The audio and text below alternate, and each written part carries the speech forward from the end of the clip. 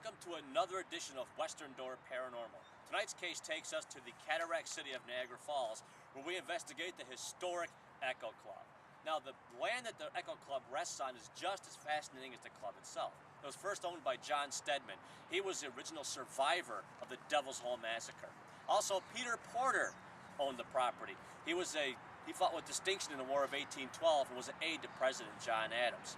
Now, another interesting tidbit about this, when people were excavating to build the Echo Lodge, bodies from soldiers of the War of 1812 were found on the property. They found 2 of them. So it's possible that there are more bodies on this land and more artifacts that have yet to be found.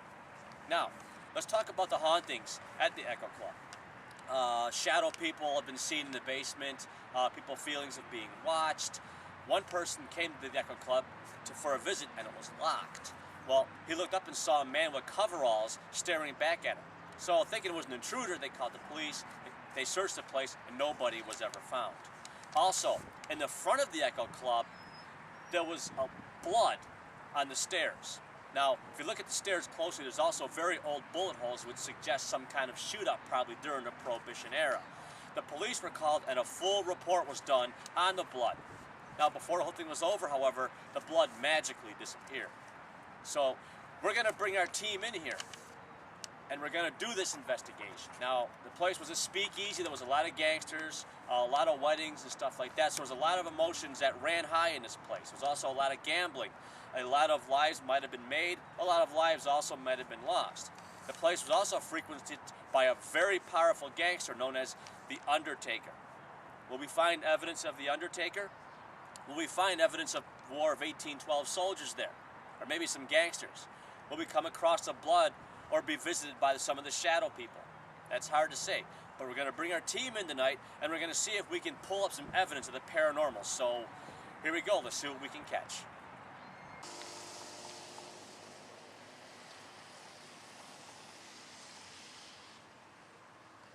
Okay, what we're going to do now is a base sweep. What a base sweep is, we go through the entire place under basic, regular conditions, lights on, people getting set up, and we take EMF readings so we determine what's natural EMF fields and what is going to be a paranormal field. So if I'm walking through here, for example, do the lighting and everything like that, and then K2 goes off, we can pretty much say it's a sustained field. This way, when the lights are out and we bump into something like that, we don't automatically think it's paranormal, and we don't try to communicate with a light or whatever the case turns out to be. We use a K2 meter to do a base sweep. A K2 meter measures electromagnetic fields in the air. Now, spirits are made up of energy, so if we come close to a spirit, it'll light up the lights from green all the way to possibly red. Now, certain lights and fixtures also emit EMF fields, so it does it naturally. Which, getting back to it, that's why we do something like this in controlled circumstance. Like if I'm going to walk over here, for example, you notice it's nothing, but I bring it up toward the lights or whatever. Now this, I'm getting nothing here. Now later on in the night, if I put this on this table and begin communicating and the K2 meter starts going crazy, it's significant. Like right now, my K2 meter just started having fun. Is that paranormal? I really don't know. We put it right here and it's going off. But see, if I step back and say, okay, if there's a spirit with us right now, you saw that you probably got close to my K2 device and the lights went off. Can you do it again?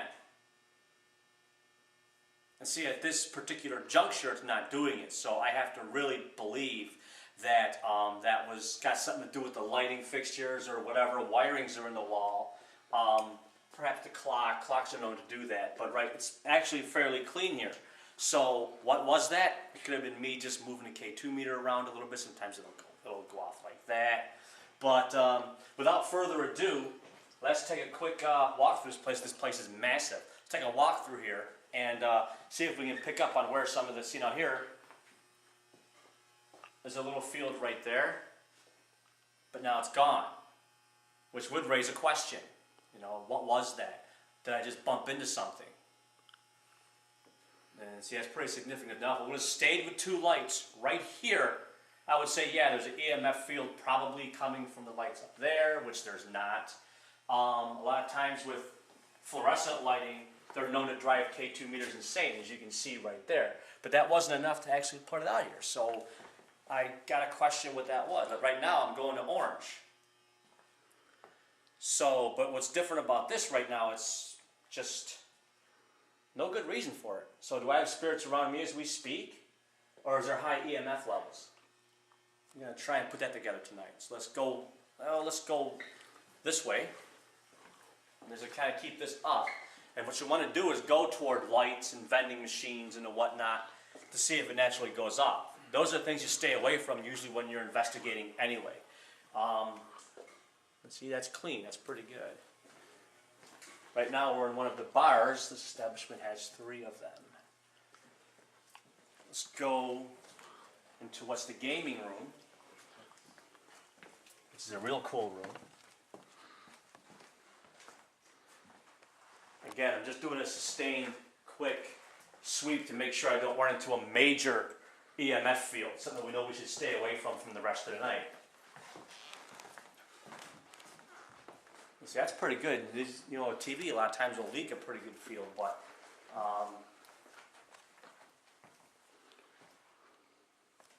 sometimes lamps are guilty too.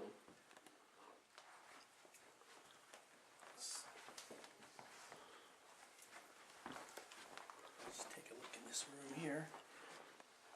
See what we can, in general, come up with.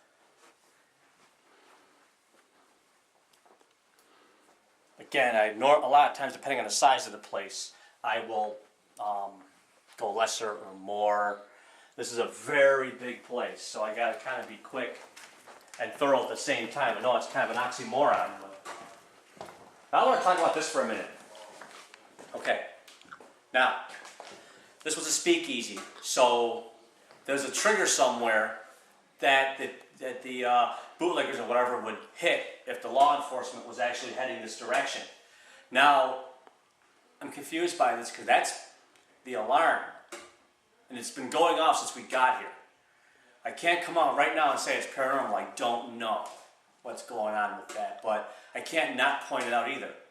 That's just something I find unique and something I'm going to be paying attention to for the night. It would be epic if that's what it is. Yeah. But also the problem I have is it's really sustained. Unless there's something here that thinks we're law, I have to think that it might be doing it on its own somehow besides paranormal. So we'll have to just kind of keep an eye on it and see if it stops at some point during the night.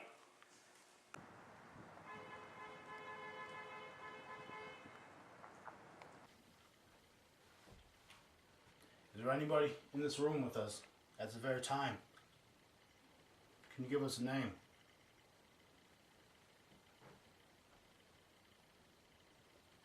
Make a noise for us.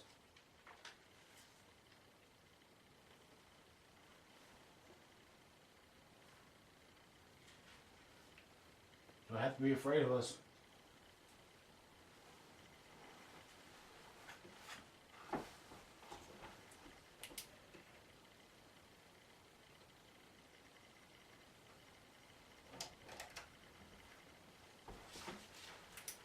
Can you approach one of these devices? There's a Ghost Meter Pro on the bed. Closer you get to that, the little red lights on top will light up and it'll make a noise. Over here to my left, there's a K2 meter. The closer you get to that, the more lights will light up. That'll let us know that you're here also.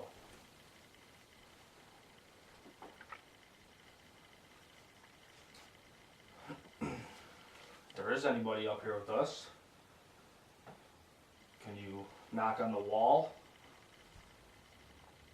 That was my foot.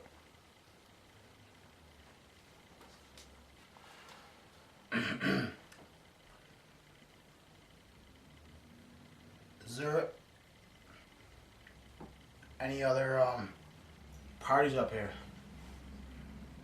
Is there just females, or is there male and females up here?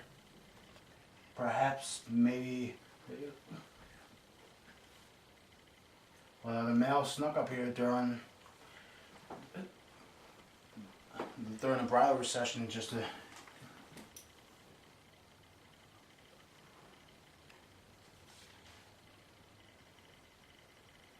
Is there a Thomas Welsh up here?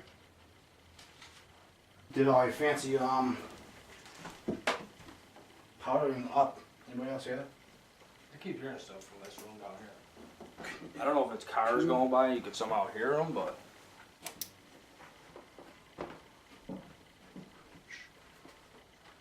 There's 3 guys in this room, and if this was the rule back then, that men weren't supposed to be up here before the wedding.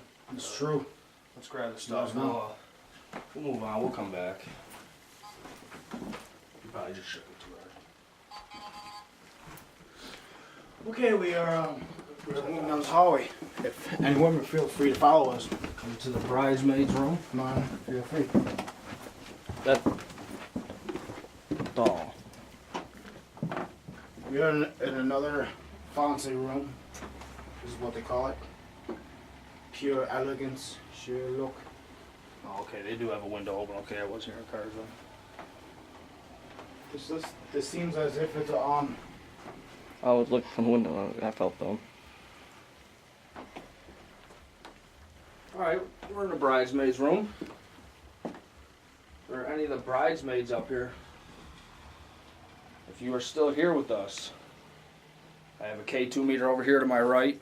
The closer you get to it, the more lights will light up. It's pretty cool when it happens. Over here on the bed, I have the ghost meter. Closer you get to that, it not only will it light up, but it will make a noise as well. So, I mean, you can feel free to play with any toy you want in here.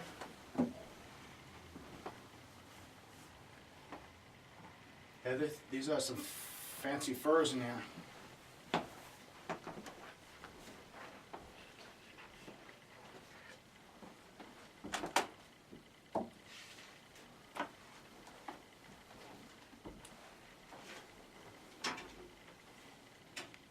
The following clip, Mike Carney, once again, asked if he had 5 aces. Would that be considered cheating? Now, for some weird reason, the spirit comes across and leaves a VVP saying no. So go ahead and give this unique clip a listen. Nice. What happens when if I'm a player and I have 5 aces? Am I considered a cheater? Nope.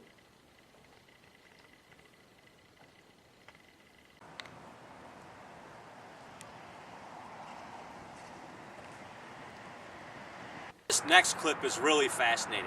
Candy asks if anybody wants to communicate, and a voice comes back really super loud saying, "Are you Candy?" Now this is very rare amongst VVPs because it's so loud, but we didn't hear anything like that at the time. It's one of the best VVPs I've ever gotten, so give this one a listen. The wicker chair feels like it's gonna break under me. Yes, sounds like it's gonna break. Is there anyone in here who would like to talk with us?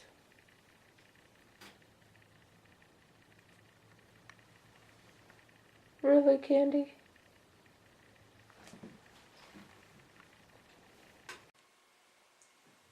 So I want you to, if you would come out, make yourself known.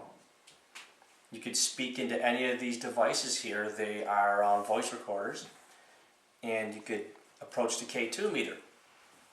It's a device that lets us know you're here. As you can see, it has 1 green light.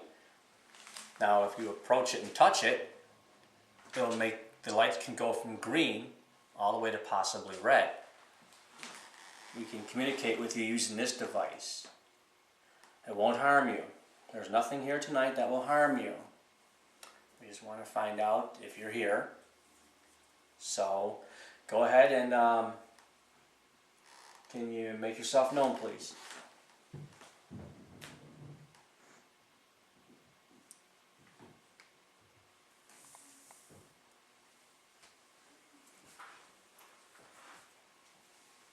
Do you want to play some pool?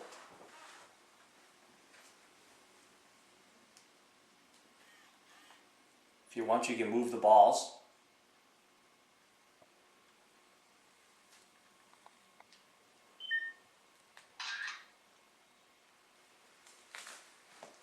Do anything that you want.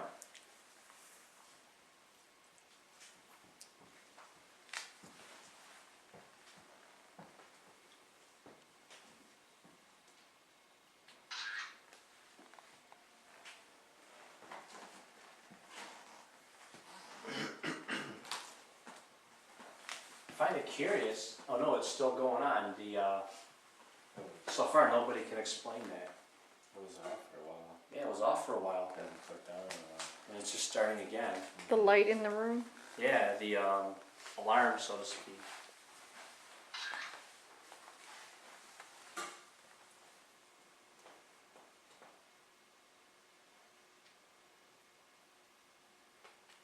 How odd it went out again. Did it totally stop? Yeah. Are you playing with the... Oh.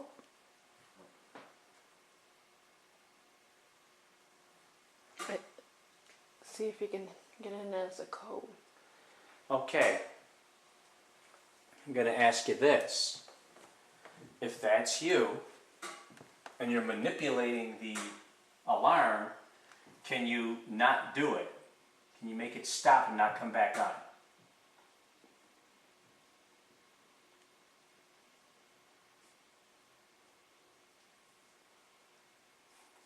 Okay.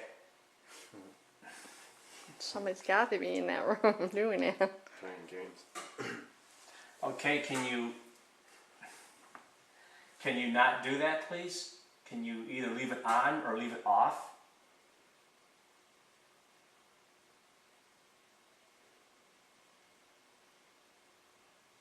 Okay, turn it up.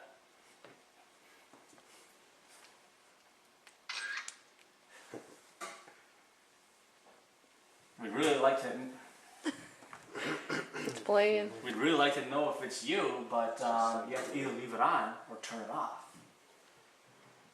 And leave it off.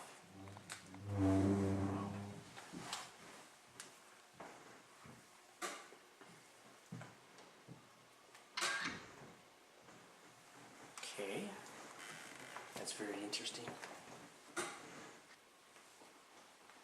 Now here's that room over here.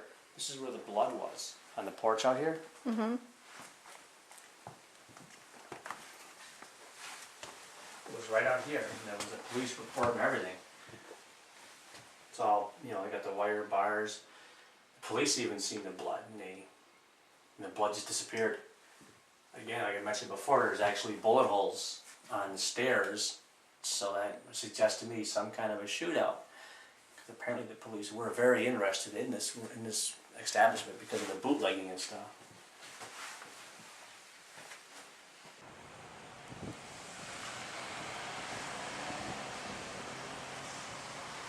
Okay, we're in the bride's room, and one of the unique things I want to talk about the bride's room is it was one of the rooms that when the law, we'll call them, made their appearance and the bootleggers and the gangsters had to actually scatter, it was one of the ways they made their hasty exit. And they used it to make their exit. They actually used this rope, which is actually anchored down here on the floor, and the rope goes back around this bed.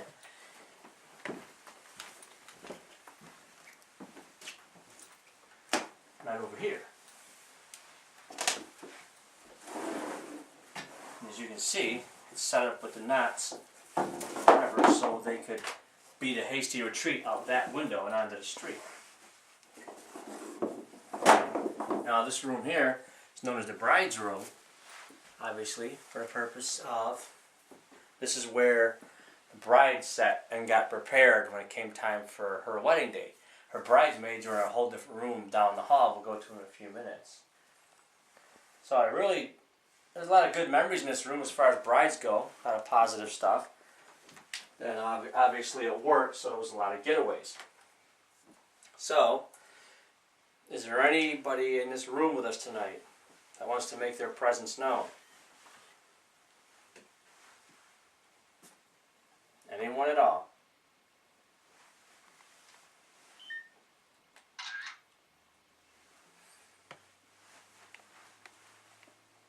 Okay, I was gonna say the chandeliers on here are moving. They are. Oh wait, But is it us? It's Yeah, us. that's us. so I had to go like this. You like the lights for me? I would like that.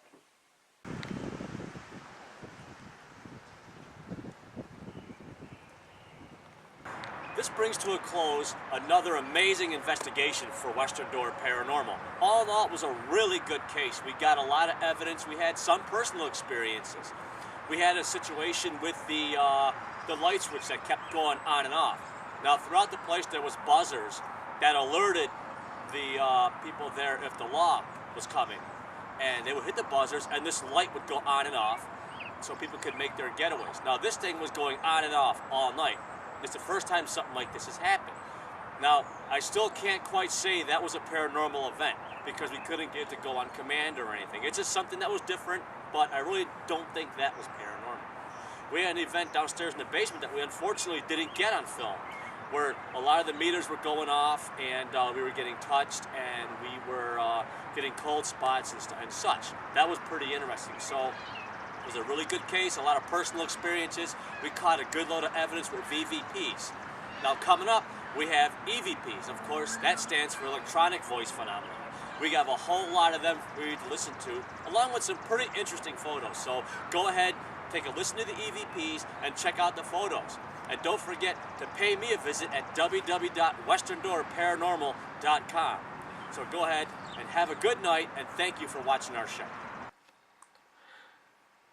This next EVP is done with my Cool Edit Pro software. Now Ellen's going to ask this one if there's anyone in here that wants to talk with us, and you'll hear a clear yes response.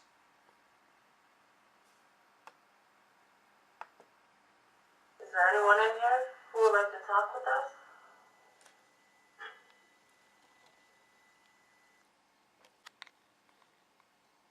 This EVP, investigator Mike Carney, asks you the unique question: if I had 5 aces, would I be considered a cheater?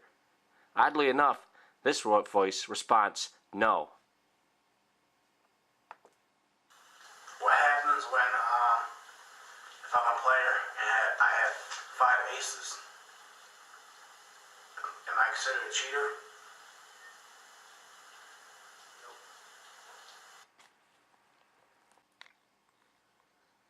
This clip, investigator Mike Carney asks the spirits if he was a cop, would it scare them? This one responds with a yes. I was a cop.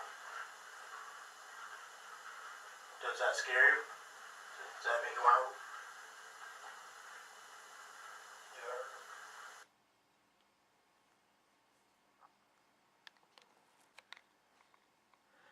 This EVP, the spirit seems to recognize one of the female investigators from an earlier time.